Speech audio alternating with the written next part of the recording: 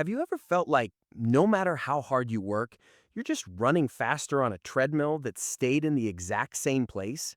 You follow the rules, you save, you cut back on coffee, you work the overtime. But at the end of the month, the math just doesn't add up.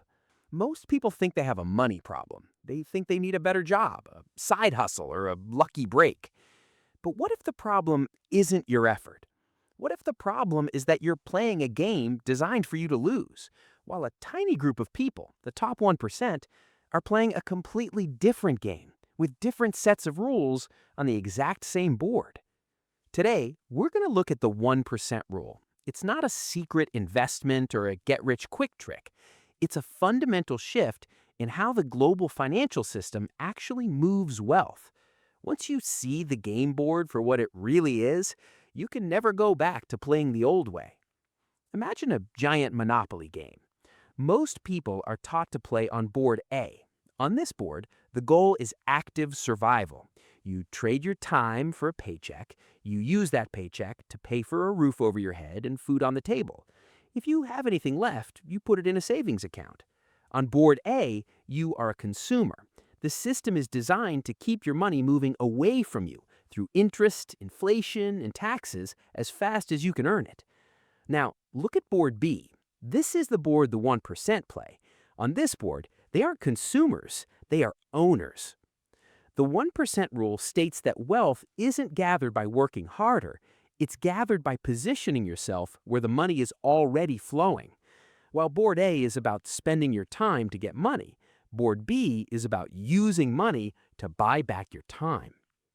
The reason most people feel poor isn't a lack of cash, it's a lack of position. You're playing a defensive game, trying to not lose what you have. They are playing an offensive game, making sure the system itself works in their favor. Let's look at the first hidden rule in the game: interest. In the common game, interest is a predator. It's the extra 20% on your credit card or the massive chunk of your mortgage that goes to the bank every month. For most of the world, interest is the invisible drain that keeps them on the treadmill. But in the 1% game, interest is the fuel. There's a concept called the velocity of money. It's the idea that money shouldn't sit still. Think about how a bank works. When you put $1,000 in a savings account, it sits there. The bank gives you maybe 1% interest if you're lucky. But then the bank immediately lends that same $1,000 out to someone else at 7% for a car or 18% for a credit card.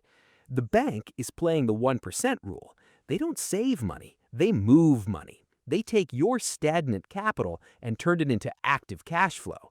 The secret isn't having the money, it's being the person who facilitates its movement. When you understand that the system rewards the movement of money over the saving of money, you realize why the old advice of just save 10% is actually keeping you trapped on board A. The biggest difference between the two games is a word you've probably heard but might not fully understand: leverage. If you are playing the wrong game, your only leverage is your own two hands and your 24 hours in a day. That is a linear game. If you stop working, the money stops. The 1% play a non-linear game. They use leverage to detach their income from their time. There are three types of leverage that anyone can use, regardless of where they're starting. First, there is capital leverage, using money to make more money. This is what we see with stocks or real estate. Second, there is system leverage, building a process or a business that works while you sleep. And third, there is media leverage, using the internet to reach millions of people at once. The 1% rule isn't about being a billionaire today. It's about making sure that every hour you work contributes to a system of leverage rather than just a one-time paycheck. If you work an hour and get paid once, you're playing the wrong game. If you work an hour and that work continues to pay you for the next 10 years, you finally found the right board. One of the most misunderstood parts of the game is taxes. Most people see taxes as a bill they have to pay. They think the rich cheat to avoid them. But if you look at the tax code, especially in the US and most global economies, it's actually a set of instructions.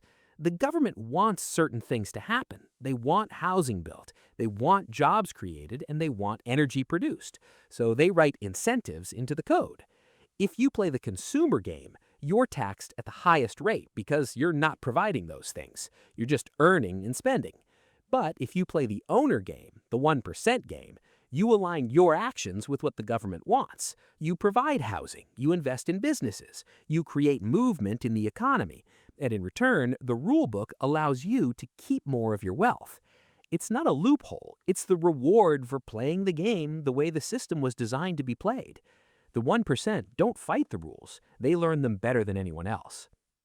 Success in the modern world isn't about how hard you work, it's about which game you choose to play. You can keep running on the treadmill of board A, wondering why the finish line keeps moving further away from you. Or you can stop, look at the board, and realize that the rules are already there for you to use. The 1% rule is simply the decision to stop being the fuel for the system and start being the operator of it. The first step isn't having $1 million. The first step is changing how you see the board. Now that you know the game is rigged, the only question left is, are you ready to learn how to actually play? If you want to see exactly how these systems are being used to move trillions of dollars behind the scenes right now, you need to watch this video. It breaks down the one financial mechanic that most people will never see coming.